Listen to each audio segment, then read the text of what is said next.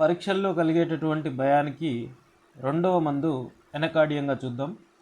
ఎనకార్డియంలో ఎలాంటి భయాలు ఉంటాయి అనే దాని గురించి తెలుసుకుందాం. విద్యార్థుల్లో కలిగేటటువంటి ఈ భయం గురించి ఇక్కడ మనకి చెప్పడం జరిగింది. Fear of examination.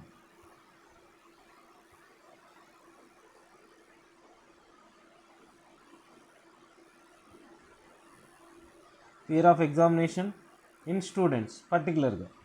ఆ తర్వాత ఇంపైర్డ్ మెమరీ, చాలా తక్కువగా గుర్తుంటుంది. వీళ్ళకి చాలా కాన్ఫిడెన్స్ అనేది, అంటే వారి మీద వారికి నమ్మకం కానీ ఇతరుల మీద నమ్మకం కానీ ఏమాత్రం ఉండదు.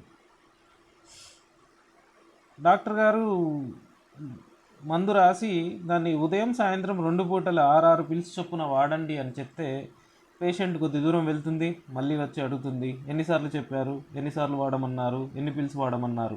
మళ్ళీ డాక్టర్ గారు చెప్తారు, మళ్ళీ పేషెంట్ కొంచెం దూరం వెళ్తుంది, మళ్ళీ వస్తుంది, మళ్ళీ అడుగుతుంది.